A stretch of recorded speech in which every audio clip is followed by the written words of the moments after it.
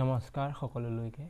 So তোমালোকে আজি মানে মই তোমালোকৰ লগত এটা কথা ডিসকাস কৰিবলৈ আহিছোঁ, যেটো হৈছে যে তোমালোকক সকলোৱে কৈ থাকে তোমালোকে এতিয়া মানে যিখিনি ক্লাছ 10ত আছে এতিয়া বৰ্তমান আৰু যিখিনি মানে অহা 2027ত SSLC এক্সাম দিবা, তোমালোকক কৈ থকা হয় যে মানে কনসেপ্ট ক্লিয়াৰ কৰক। আজিকালি কনসেপ্ট বেসড হে কুৱেশ্যন আহিবলৈ লৈছে।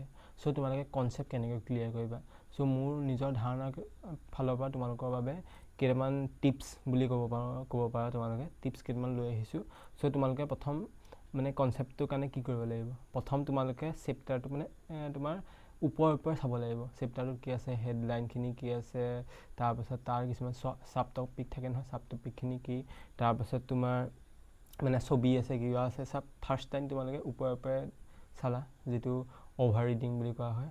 তাৰপিছত তোমালোকে কি কৰিবা, যিখিনি সেকেন্ড টাইম ভালকৈ পঢ়িলা তেতিয়া তোমালোকে নিজকে নিজে কুৱেশ্যন কৰিবা যে কিয় হৈছে, কেনেকৈ হৈছে।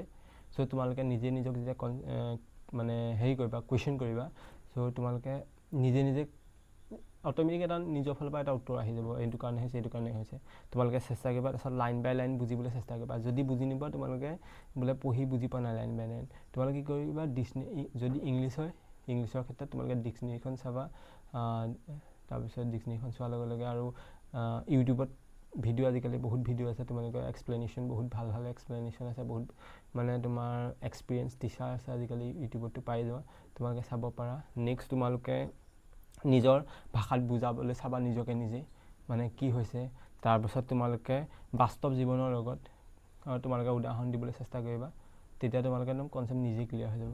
যদি তাৰ লগত সংগতি থকা কিছুমানটো ঘটনা হয়, মানে কিছুমান কথা থাকে হয়নে, সো তাত লগত ৰিলেটেড কৰি পেলাই তোমালোকে বাস্তৱ জীৱনৰ লগত ৰিলেট কৰিবলৈ চেষ্টা কৰিবা, কি হৈছে কেনেকৈ হৈছে, তোমালোকৰ অটোমেটিক কনসেপ্ট ক্লিয়াৰ হ'ব। নেক্সট তোমালোকে মাইণ্ড মেপিং বা তোমালোকে শ্বৰ্ট নোট বনাবা। শ্বৰ্ট নোটটো বনোৱা একদম কম্পালচৰি, কাৰণ তোমালোকৰ কাৰণে একদম এটা পইণ্ট বনাব লাগে। মোৰ মতে মইতো আগত যেতিয়া পঢ়িছিলোঁ তেতিয়া এটা পইণ্ট বনাইছিলোঁ, মানে বিশেষকৈ মই সমাজ বিজ্ঞান, তেতিয়াতো ইমান সব ছাবজেক্টৰ তেতিয়া হেৰি নাছিলে, MCQ নাছিলে, যদি MCQ নহয় বা শ্বৰ্ট কুৱেশ্যন, আমাৰ MCQ তেতিয়া নাছিলে, শ্বৰ্ট কুৱেশ্যনৰ কাৰণে কি কৰিছিলোঁ, যিবোৰ হেৰি হওক কুৱেশ্যন বেংক ইউজ কৰিছিলোঁ মই, আৰু প্লাছ তোমাৰ নিজেও কিছুমান কুৱেশ্যন নিজে হেৰি কৰিছিলোঁ। আৰু তোমালোকে কি কৰিবা, যিবোৰ মেইন পইণ্ট হয়, মানে যেনেকৈ আমাৰ সাৰাংশ বুলি এটা লাষ্টত থাকে বা মূল কথা বুলি থাকে লেচনটোৰ শেষলৈ, সেই কথাকেইটা প্লাছ তোমালোকে নিজৰ ফালৰ পৰা কেইটামান যিকেইটা তোমালোকে ইম্পৰ্টেণ্ট বুলি ভাবা সেইকেইটা তোমালোকে পঢ়ি মানে লিখি পেলাবা। আৰু ইংলিছ ছায়েন্স এই দুটাত বিশেষকৈ তোমালোকৰ কি হয়, ফৰ্মুলা থাকে, ফৰ্মুলাবোৰ লিখিবা, তোমালোকে বেৰত আঁৰি থ'বা। তাৰপিছত তাৰপৰা দিনটোত এবাৰ হ'লেও তোমালোকে চকু ফুৰাবা ভালকৈ, 5 মিনিট 10 মিনিটৰ কাৰণে গোটেই ফৰ্মুলাখিনি। নেক্সট তোমালোকে কি কৰিব পাৰা, যিখিনি শ্বৰ্ট কুৱেশ্যন বনালা বা আছে কোনোবা তোমালোকে কিতাপ ভাল কিতাপ আছে আজিকালি, সেইখিনি তোমালোকে ল'ব পাৰা শ্বৰ্ট কুৱেশ্যনৰ কাৰণে। তাৰপৰা তোমালোকে আৰু অনুশীলনী যিখিনি কুৱেশ্যন আছে তোমালোকে সেইখিনি প্ৰেক্টিছ কৰিব পাৰা। এইদৰে তোমালোকে মানে কি হৈছে, শ্বৰ্ট যিটো কনচেপ্ট ক্লিয়াৰ বুলি কয়, কনচেপ্ট ক্লিয়াৰ কৰিব পাৰিবা। আৰু নেক্সট তোমালোকে যদি প্ৰশ্ন মুখস্থ কৰা, এক্সামটো ক্লিয়াৰ হৈ যাব, সেইটো কথা একদম ধুনীয়া, মানে বহুত শুদ্ধ কথা। তোমালোকে কনচেপ্ট ক্লিয়াৰ নকৰাকৈ যদি কুৱেশ্যন ক্লিয়াৰ কৰা, কুৱেশ্যন মুখস্থ কৰা, তোমালোকৰ কনচেপ্ট ক্লিয়াৰ নকৰাকৈ তোমালোকৰ এক্সামটো ওলাই যাব। কিন্তু কনচেপ্ট ক্লিয়াৰ হ'লে তোমালোকে কথাটো মানে ভৱিষ্যতেও পাহৰি নাযাবা।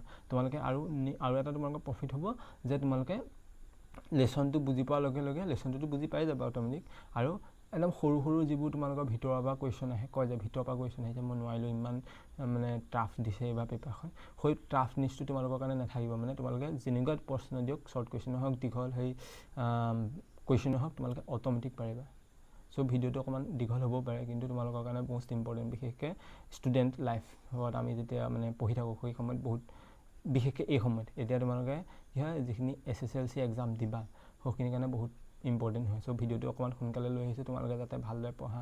গৰম বন্ধত অকণমান টাইম পাইছা, এইখিনি মই কোৱা কথাখিনি 21 days ফ'ল' কৰিছোৱা তোমালোকৰ।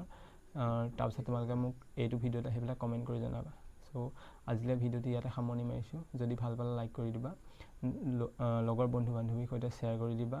আৰু নেক্সট কোনটো টপিকৰ ওপৰত মই ভিডিঅ' বনাম তোমালোকে কমেণ্টত জনাবা, আৰু কেনেকুৱা লাগিলে নিশ্চয় কমেণ্ট কৰিবা এটা। ধন্যবাদ।